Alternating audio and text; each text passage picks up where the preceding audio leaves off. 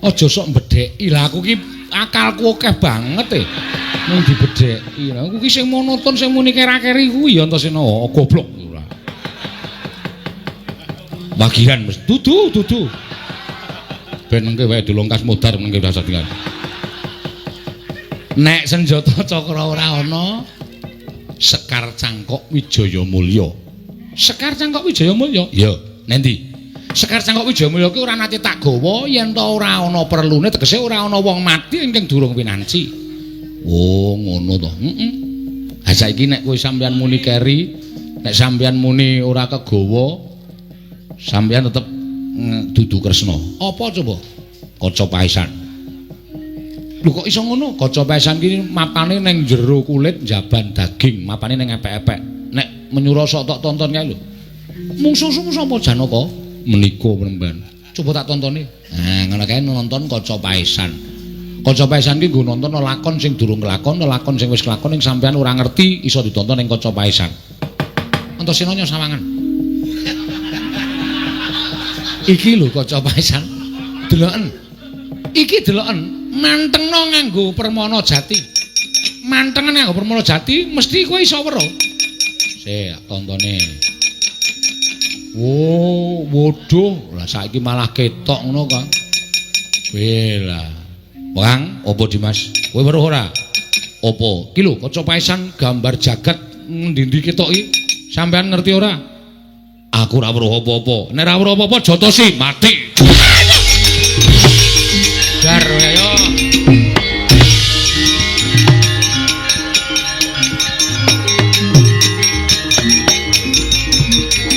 Wong mati aku Antarja aja jan.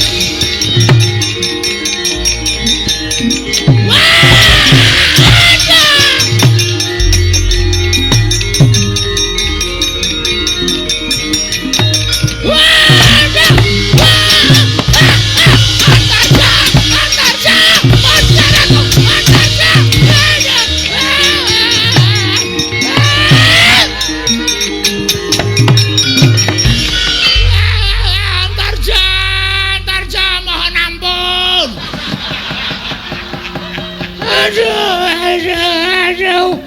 Bob Eyang Durna.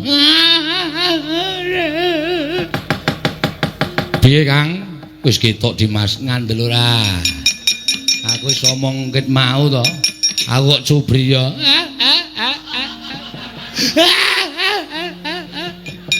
Kanjeng Eyang kok saged-sagedipun panjenengan mimba nata Ndarawati. Panjenengan damel geger negari Ngamarta. Dikangkan. Dikangkan sinten? Dikangkan dening anak Prabu Duryudana. Kon mateni para Pandhawa. Kok gelem? Gelem aku. Iki wong tuwa apa bocah? Wong tuwa, bocah semene ngendadalke.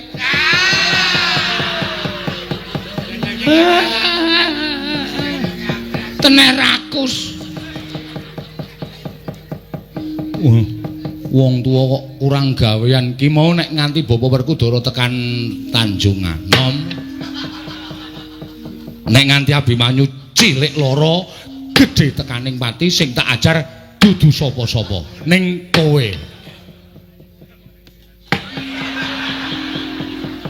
Meneng wae iki jebul semaput. Deke Kang. Wungu yang. Antasena omong ya men ora tas-tas.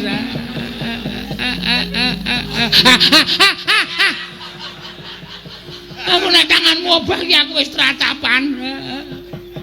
Kok ngantos kados mekaten. Aja ngono Kang, nguthuk ora apa-apa. Dosa apa? Pandhita kaya ngene kok marahi dosa. Ora dosa kok Antarja. Ora dosa, ayo tanggo bancaan. Ini sampun kan. Ngono kuwi. Top tenan. Malah guyu. Lara Antasena. Duwati aku. Kowe ngerti ora? Ora. Nek ngerti tenan wis tak garap.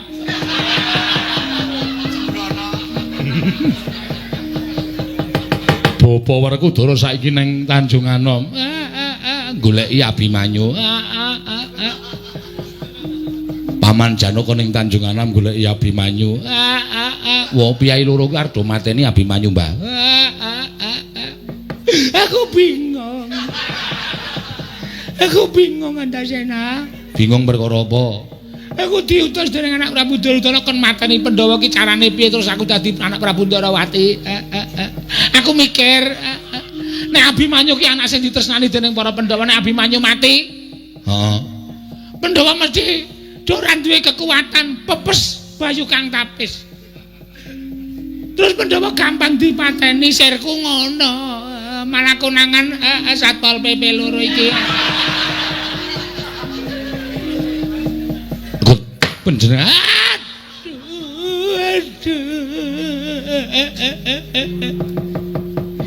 Kang, apa? Golek gerobak loro, Kang. Mergo ngapa? Gerobak engko taleni sirahe Durna karo sikile Durna. Gerobak loro dikon mlaku ngulon karo ngetan. Engko rak wetenge pedhot modar ke. Aduh, tidak berperi kemanusiaan. Aduh, wetengku mates ngono. Sing kene mbrana, sing kene mbrana. Nek sing kene mrida ya wong. Mesti yakin kuwi ngadadi otot-otot. Aja Antasena, aja yang ger wis aku wis kapok tenan ora tas-tas bapakmu. Yang mudurno ki wong tuane tok ajar kaya ngono kuwi kene anu jenenge iki gara-gara otak. Apa? Gara-gara otak.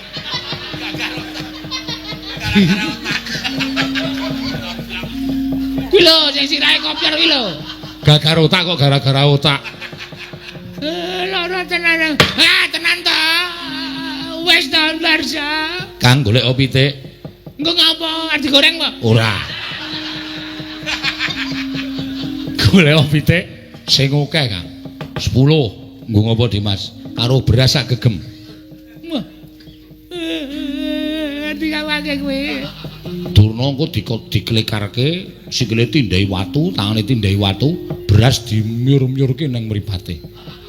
Pitik 10 culke ora notoli matane. Matane picak. Aku dadi tukang pijet.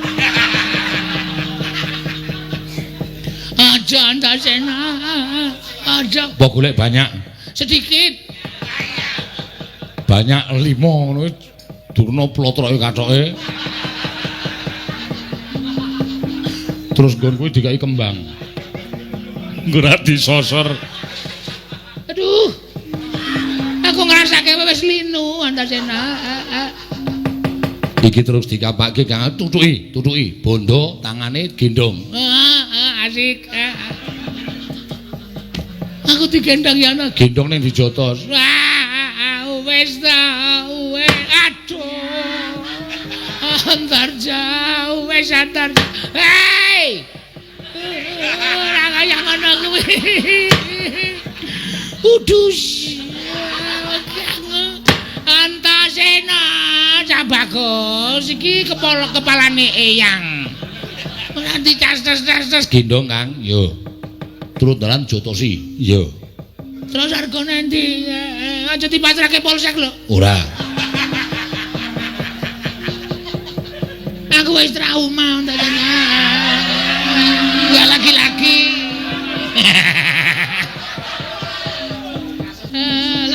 Asatama terus meneng wae terus raine mlumpuk kae.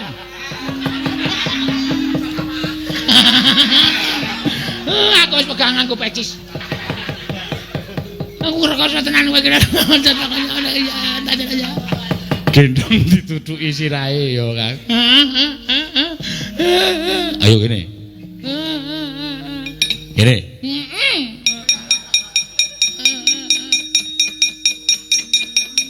Iki kok munggah dhewe karepe sapa? Aku sing munggahke. Aku kuwi nang munggah dhewe.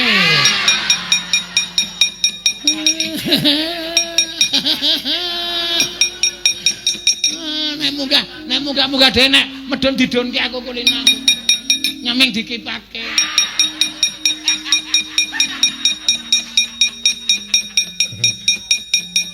Wis, karo dijotosi, Kang. Lho ora kena. Aduh, syukur kowe kena janggutmu dhewe. Kualat karo wong tuwa. Ora penak rasane Dimas. Ora penak piye? Le digendong iki ora penak. Dep Kirana, penak nek Dep Kirana. Ngantem pas nggon cengel. Dadi mripate kono iso perpet. Tak madhep dhewe ben perpet. Tas nggarake kono aku ki.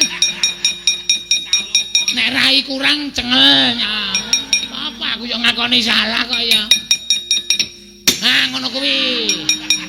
Karepe Antasena ora ngono kuwi Antasena. Engko aku tak gajuli saka mburi. Ya aja ngono. Nganggo gajul barang aku digendong kok nek gajul ming cendak. Kang, piye? Kakang Garuda tak uyahi. Engko Durna kono ngomong ning ngarepe Kakang Garuda nek dheweke sing dadi Kresna. Nek ora gelem banting ing apa? Ya. Mathuk Dimas. Aku ya mathuk. Aduh. Wis ora iso piye-piye iki wis. Arep ngapa iki wis ora iso kumbi, wis ora iso selak aku bakal. Wis disambatke sapa-sapa ya wis ora kodal babar blas iki. Aku kudu nglakoni 20 sasi iki aku ora kanyane kaya.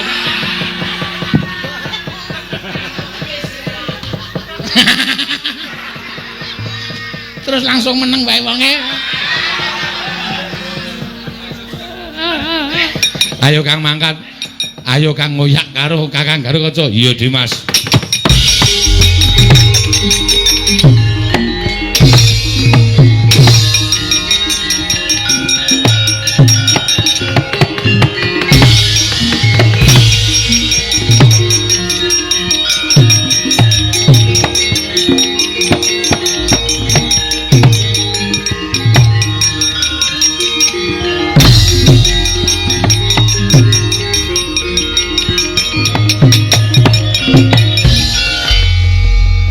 Nendi nek Tanjung Anom ngopo Abimanyu wis ora iso disanak. Abimanyu wis ora iso dianggep seduluran dhewe wis ngina karo pasuryaning para Pandhawa gawe wiranging para Pandhawa. Terus arep tok pateni yo mundi dawuh timbalaning Kanjeng Rama. Nek Abimanyu mati terus jebul sing akon matine Abimanyu wujude Kresna mau dudu Kresna tenan piye? Dimas. Kanjeng Wandrawati ora bakal hapus krama. Saiki wong hapus-hapus ki ora nyawang derajat pangkat. Okeh mung pangkate dhuwur seneng ngapusi pirang-pirang. Okeh kawula cilik sing ora duwe ning malah ora sok ngapusi ya pirang-pirang. Aja sok mikir derajat pangkat perkara ngapus-hapus. Dimas kok iso matur ya mengkono dasarmu apa? Sing dadi Kresna dudu Kresna tenan. Sapa? Eyang Durna. Apa iya? Kowe do omongi kok. Apa Dimas iso mbuktekke? Kang, gorene Kang.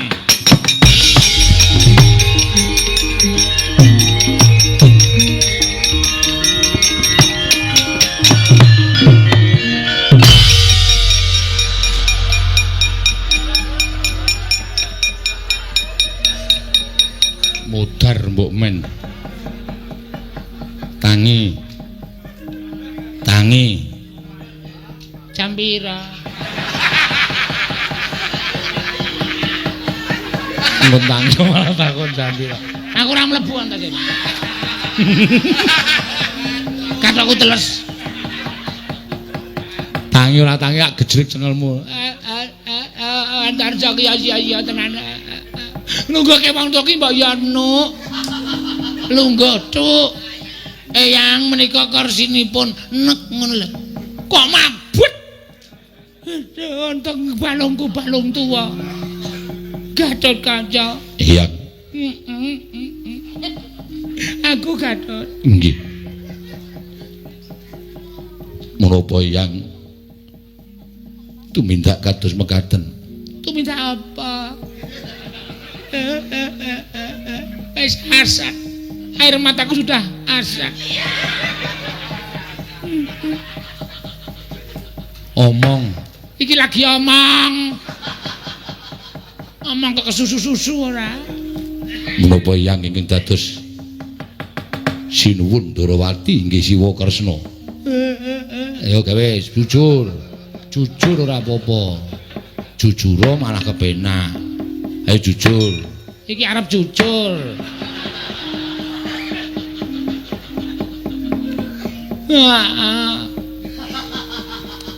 Oh, dos pundi? Iya. Iya dados Sinuwun Darawati. Gatot kaca. Menawi ngaten panjenengan ingkang dawuh supados Kanjeng Rama mejahi Abimanyu.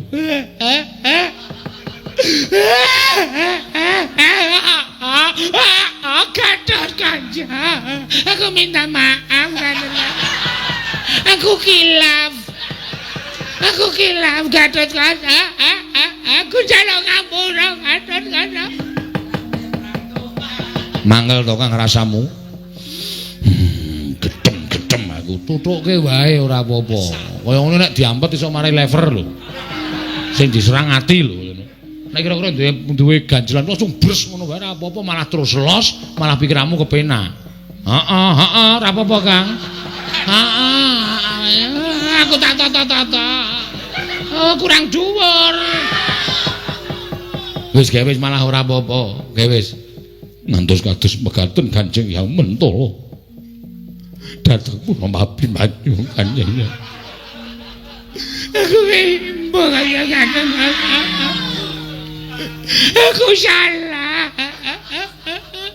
Aku salah Gatot kaca. Panjenengan mboten kinten menawi saged tumindak ingkang kados mekaten Kanjeng. Aja Gatot kaca. Aja ya Gatot kaca, tanganmu ki kaya wesi. Gatot kaca, aja ya. Kanjeng Rama sampun bidhal wonten ing Tanjung Anom. Dan wurunga Abimanyu badhe pejah Kanjeng Hyang. Gatot kaca cendol dawet Gatot kaca. Piro Gatot kaca? 500-an. Enggak pakai mangkok Gatot kaca. Tangki. Terus Kang main edan sisan.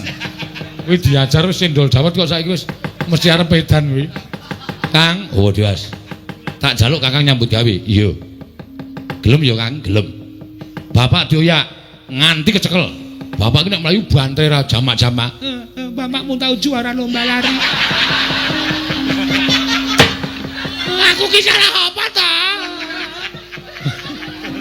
Sing ngomong karo kosok nomor Kudoro tahu juara lomba lari sapa? Biyen ya ada zaman pendadaran siswa saka 5.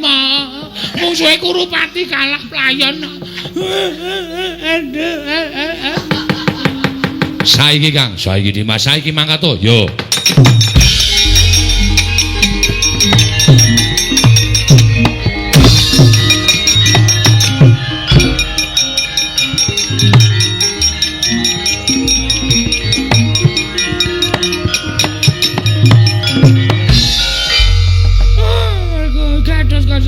Mabur kaya pancatan sirah.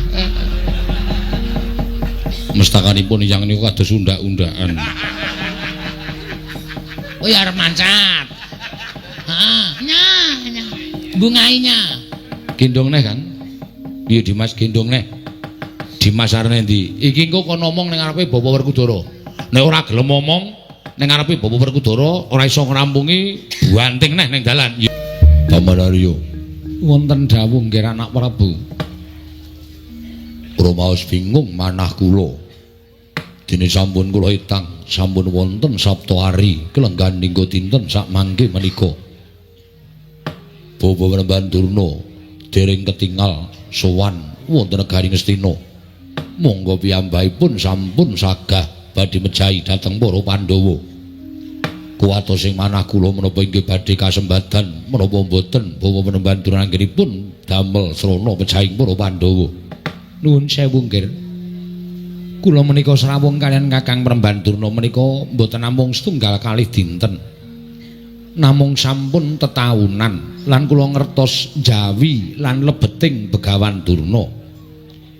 Estunipun Kakang Panembahan Durna menika sanes pandhita kawruh weda tuwin kebatinan. Nanging Kakang Panembahan Durna menika madheg Brahmana krana anggenipun nggadahi kasekten ing nglinangkung sekti kalintang jayaning perang bebasan tinatah mendhat jinara menter. Langkung-langkung Pandhawa menika madheg dados siswanipun Kakang Panembahan Durna. Mila mboten nama aneh. menawi Kakang Penemban Durna menika ngertos keringkianipun para Pandhawa, kula kinten paduka mboten perlu kuwatir. Penggalih paduka mboten perlu kuwatos. Jalaran tumrap ingkang bapa ing kepatihan Kakang Penemban Durna sakmangke sampun saged mejahi para Pandhawa namung kemawon dereng kepareng kundur wonten negari Ngastina nggih awan wonten dawuh kula mboten kepengin sampeyan menika dados nayaka ingkang atur sampeyan ngenaki dhateng penggaling ratu. Kasarane napa sing mangendikake ora padha karo kasunyatane, mung betahe entuk pengalembananing Duryudana. Menawi saestu para Pandhawa sampun dumugi pejah, menawi saestu para Pandhawa sampun sirna, kenging menapa Bapa Penemban Durna mboten kundur wonten negari Ngastina, tumunten ngaturaken kewandhanipun Pandhawa menika ingkang dados petanganipun ingkang putra pun Duryudana. Kula nuwun sewu. Sampun ngantos kinten Kakang Penemban Durna menika ingkang dados sabab musababipun Pandhawa pejah. Mila tumunten mbok menawi sawetawis semeni wonten negari Ngamarta nggih. Nanging kula nuwun pitados dhateng ingkang bapa ing kepatihan. Panjenengan mboten perlu kuwatir. Panjenengan mboten perlu nggadahi pamitang ingkang mboten-mboten. Sakmangke kula tetepaken menawi Pandhawa sampun sirna margalayu saking tanganipun Kakang Penemban Durna. Kurawa namung kantun rupian-rupian, suka-suka parisuka mangun sukaning manah nggih anak Prabu Ngastina.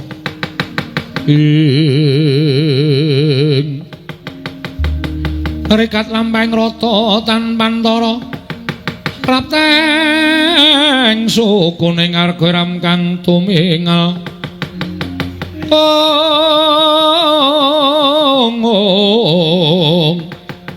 Hiram kang tumingal dendeng saengga praja.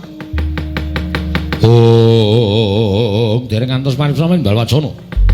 Kasaru pelajaripun Bambang Swatama ingkang mlajar-mlajar bletek-bletek sang katebian sinuwun ngaturaken ketiwasan sinuwun.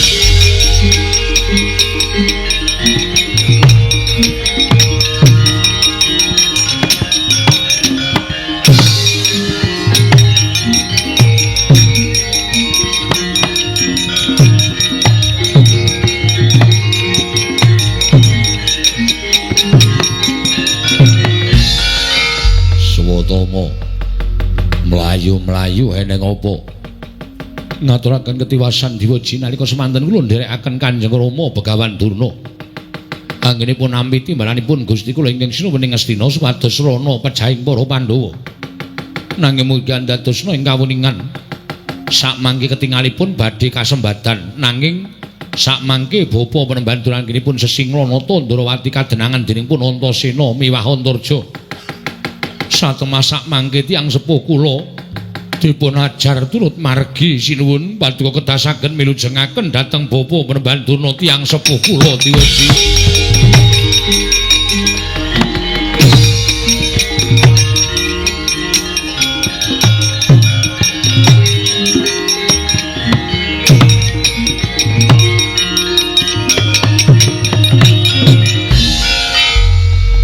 Saniki sampeyan ajeng guneman apa? Sakniki sampeyan ajeng guneman apa? Swatama cetha-cetha matur wonten kajenganipun Duryudana nek Bapa Durna kecepeng dening para Pandhawa. Malah samangkipun pilara dening anak-anak Pandhawa. Sampeyan wae iso ngaturake nek Durna iso mateni para Pandhawa, ketok banget. Sampeyan iku menungsa sing golek pendhok supaya ketok ngaturake bab sing ora nyata marang Duryudana men entuk pangalembana. Saniki sampeyan ajeng guneman apa? Saniki sampeyan ajeng guneman apa? Estunipun cukup. Kula ora butuh omongan sampeyan, mang pikir urip dhewe sampeyan.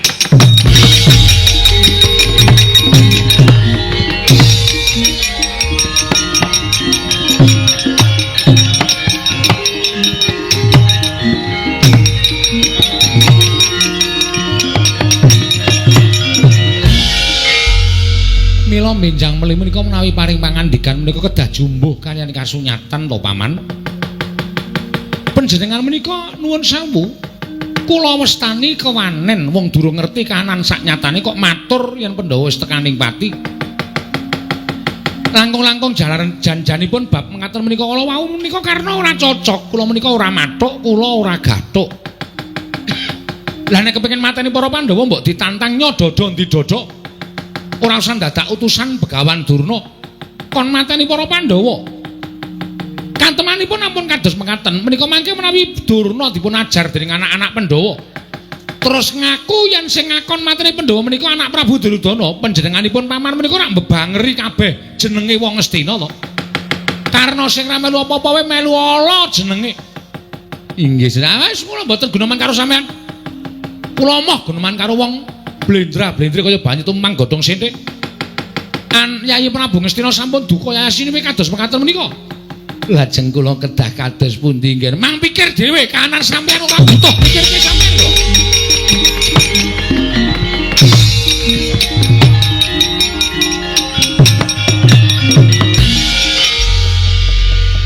Pripun paman? Santai wae. Ora usah kemerungsung. Panjenengan malah dipun dukani sinten-sinten. Aku ki wong santai kok. Seneni ya ora apa-apa. Wong sengit karo Sengkuni iki nek wis aku matek aji, le sengit ki ming sedina rong dina. Engko bar kuwi tresnane ora jamak-jamak. Contone kakangmu anak Prabu Duryudana kae. Kae ora iso pisah karo aku. Wis to, nadyan patine sesuk mesti bareng karo Sengkuni. Percaya karo aku. Panjenengan niku kok ya enak wae nglakoni lakon kaya ngono. Enak wong gawe gula kok ora enak. Ngendikane kok malah tekan ndi-ndi. Kula nuwun, kula nuwun, kula nuwun. Kula nuwun. Lae Ngastina eneng dayah kae. Kula menika sanes Nalindra Ngastina, nanging kula menika tiyang angka kalih wonten negaring Astina, kula menika Patih Sengkuni. Oh, ladal. Patih Sengkuni, inggih kasinggihan. Panjenengan Nalindra saking pundi? Kula Nalindra saking Silo.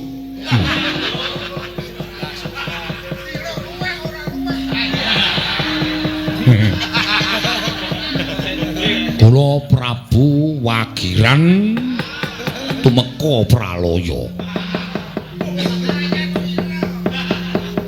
Prabu Wagiran. Nggih, kasinggihan mekaten kok braok. Arepa braok menika mantan duka. Oh. Arepa brauk niku manten panci dados watak wantu menika saged dipun ical menawi sampun sirna margalayu. Inggih. Lha kula wonten pundi menawa mboten gadahi tata krami kula menawa mboten gadahi tata krama unggah-ungguh ten pundi-pundi bengak-bengok ngaten menika. Ning pancen dados watak kula kajengipun tiyang sanes menika ngarani kula edan mboten napa-napa sing penting kula tetep edan. Sami mawon. Nggih. Kersanipun madosi guru kula. Lho, gurunipun sinten? Kula menika siswa ingkang nembe tinampi dening Begawan Durna. Dinten menika dipun janjiaken kula menika nampi ngelmu saking Begawan Durna. Nanging sareng kula tuweni wonten suka 5 durnanipun boten wonten jarenipun sowan wonten negaring Astina. Begawan Durna wonten pundi Reginawati? Nuwun sewu, Kakang Durna sakmenika dados pesakitan. Lho. Liripun dipun utus anak Prabu Duryudana mejahi para Pandhawa bidal sakmangke kecepeng anak-anak Pandhawa. Mangke riyen. Begawan Durna kok saged dipun utus mejahi dhateng para Pandhawa menika Pandhawa lepatipun menapa? Mboten luput, mboten kleru menika dados mungsuhipun anak Prabu Duryudana. Lho, piye kowe? Wong ora luput ora kleru kok pendhita kok gelem mateni wong ora salah menika. Nuwun sewu. Wah, lah nek ngaten kula suwita Begawan Durna menika klentu. Inggih. Kula menika pengin suwita pendhita sing ampuh, pendhita sing resik lahir lan batine. Ning jebule kula suwita yen kula entuk formulir pendaftaran menika. Klentu. Wah, getun kula. Ning sampun dipun tampi dados siswa. Sampun lajeng medal mawon. Nek patrape Durna kaya ngono kuwi senengane nglarani karo wong sing tanpa dosa, dikongkon karo Ratu Gustine. Dumeh ngiyup ana negara Ngastina dikongkon tumindak ala kok mangkat niku nuwun sewu nika dudu patrape pendhita. Nek kudune pendhita Durna nika ngelingke ngemutke karo Ratu Gustine sing kleru dalane. Lah kok malah ngraja ngono edan kula salah kula wis